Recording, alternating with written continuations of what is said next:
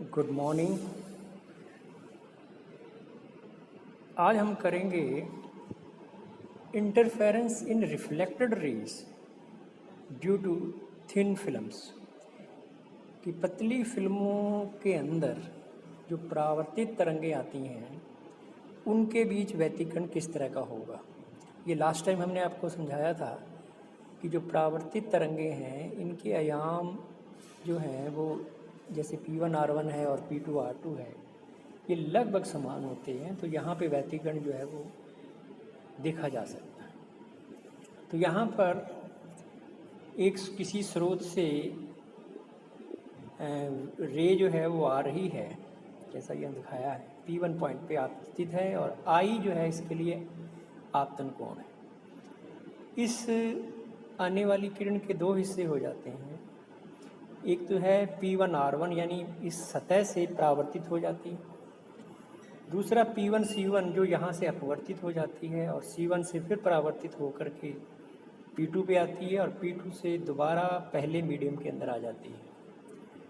तो ये जो दोनों किरणें हैं P1R1 और P2R2, ये दोनों परावर्तित हैं, एक टॉप सरफेस से और एक बैक सरफेस से।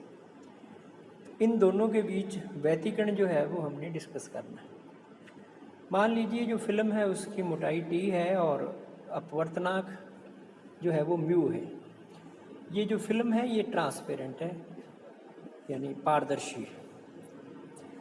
तो इन दोनों तरंगों के बीच जो पथांतर है वो कुछ हम इस तरह से निकाल सकते हैं कि P1 से C1 और C1 से P2 ये एक किरण जा रही है, तो इसके द्वारा जो चली गई दूरी है ये म्यू अपवर्तनांक वाले माध्यम के अंदर है।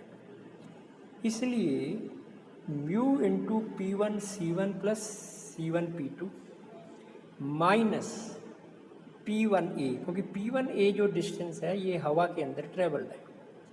तो दोनों किरणें जो पहले माध्यम के अंदर लौट के आ रही हैं उनके बीच पथांतर जो है वो दूरियों का अंतर ही होता है, लेकिन P1C1 और C1P2 जो है ये असल में दूरी है, ये म्यू मीडियम के अंदर है, इसलिए इसको म्यू से मल्टीप्लाई कर दिया गया है। तो पथांतर Δ1 = जो लिखा है वो इक्वेशन नंबर 1 है। अब आप देखिए, मान लीजिए एंगल ऑफ इंसिडेंस जो है वो I है और जो अपवर्तन कोण है वो मान लीजिए स्मॉल r है। फिगर के अनुसार ये जो C1 पर जो नॉर्मल ड्रॉ किया गया है C1n, तो इसका भी एंगल जो है यहाँ पर r ही बनेगा। तो ये ट्रायंगल जो P1C1n1 है और P2C1n1 है, इन दोनों जो ट्रायंगल्स हैं इनके अंदर ये एंगल जो दिखाया गया है वो R है, ये वाले एंगल R है। तो इस ट्रायंगल के अंदर यदि आप P1C1 की वैल्यू देखें तो ये बराबर होगी T/cos R। यहाँ T क्या है, C1 से लेकर के N1 जो पॉइंट है या N पॉइंट है वहाँ तक की जो डिस्टेंस है वो T है, बाकी आप cos R का रिलेशन लगाइए इसके अंदर, तो यही आएगा P1C1 = T/cos R। इसी तरह से C1P2 ये भी देखिए बराबरी होगी, तो ये भी डिस्टेंस T/cos R है। इसके अलावा आप एक काम और करिए कि ट्राई जो P1 P2 और A है, P1 P2 A जो टॉप ट्रायंगल है, इसमें आप इस ट्रायंगल के अंदर ये एंगल I है, ये एंगल I, ये एंगल भी I, इधर वाला जो एंगल है ये वाला एंगल ये 90 - I होगा, ये वाला एंगल 90 और ये 90 है। तो ये लास्ट इधर वाला जो एंगल है P1 P2 A, ये जो एंगल है ये आपका I के बराबर होगा। तो इस ट्रायंगल के अंदर यदि आप P1A डिस्टेंस निकालें तो P1A जो है ये डिस्टेंस बराबर होगा P1n प्लस n यानी P1 P2 साइन आई। इस ट्राइंगल के अंदर साइन आई का रिलेशन लगाइए तो साइन आई जो रिलेशन है उसके अकॉर्डिंग P1 P2 और A ये जो एंगल है ये बन जाएगा लंब बटे कर्ण के हिसाब से, तो ये P1n plus n P2 sign आई।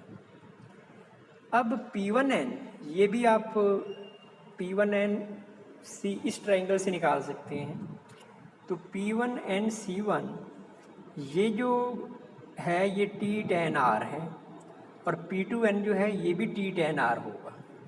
तो ये दोनों वैल्यूज़ आप 2T tan R हो गया, तो P1A जो है वो 2T tan R sin I। तो हमने इस ज्योग्राफी से, इस फिगर से P1A का वैल्यू निकाल लिया है, P1 C1 और C1 P2 ये दोनों वैल्यूज़ हमने यहाँ से इसी फिगर से निकाली। अब ये वैल्यूज़ आप पुट कर दीजिए इक्वेशन नंबर 1 के अंदर। अब 1 में रखोगे आप तो mu into 2T upon cos r, क्योंकि दो बार है P1 C1 और C1 P2 दोनों की value T upon cos r है, और minus 2T tan R upon sine i. इसको आप सिंप्लीफाई कीजिए तो 2 mu T upon cos r minus 2T tan R, ये साइन आई की जगह पे लिख दीजिए म्यू साइन आर, ये आप जानते हैं स्नेल का रिलेशन है। या इसको लिखिए 2 म्यू T और कुछ कॉमन निकालिए तो ये 1 माइनस साइन स्क्वायर आर हो जाएगा और डेल्टा 1 की वैल्यू हो जाएगी 2 म्यू 2 कॉस आर इस फिगर के अकॉर्डिंग। अब स्टोक्स का जो नियम है वो ये कहता है कि सघन माध्यम का जो पृष्ठ है उससे यदि किरण टकरा करके लौट रही है तो उसके बीच λ/2 का अतिरिक्त पथांतर जो है वो पैदा हो जाता है।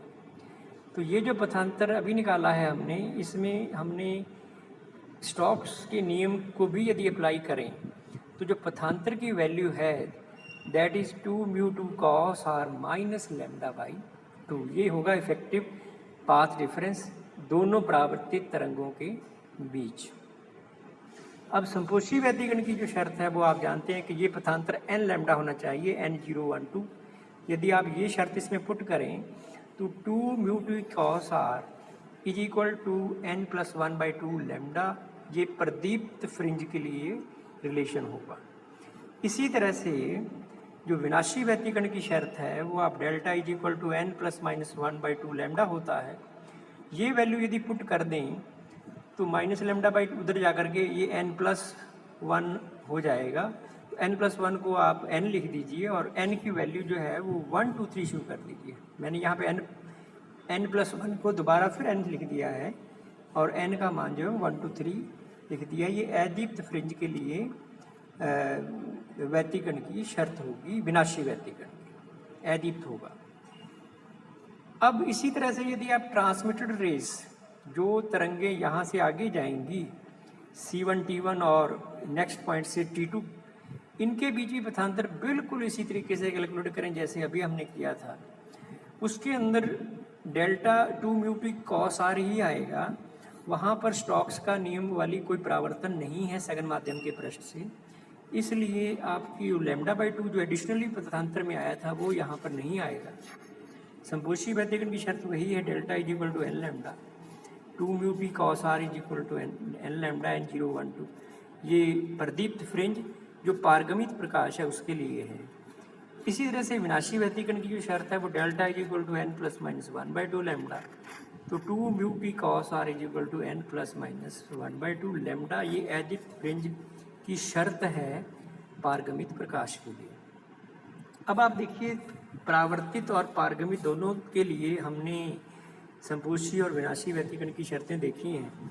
तो जिन स्थितियों के लिए परावर्तित प्रकाश संपोषी व्यतिकरण शो करता है उन्हीं परिस्थितियों में पारगमित प्रकाश जो है वो विनाशी व्यतिकरण दिखाता है, और उल्टा भी सही कि जहाँ पे पारगमित प्रकाश संपोषी व्यतिकरण दिखाता है वहाँ पर आपका परावर्तित प्रकाश जो है वो उसका विनाशी व्यतिकरण जो है वो दिखाता है। तो इसे पूर्व व्यतिकरण भी कहते हैं। तो ये है कैलकुलेशन संपोषी और विनाशी व्यतिकरण के लिए पतली फिल्म के लिए। अब हम इसके नेक्स्ट टाइम करेंगे कुछ अलग अलग केसेस कि सब किस कंडीशन में क्या होगा, ज़्यादा होगा, कम होगा, पतली फिल्म में क्या होगा और ज़्यादा मोटी फिल्म है तो क्या होगा, तो ये हम नेक्स्ट टाइम पे बताएंगे।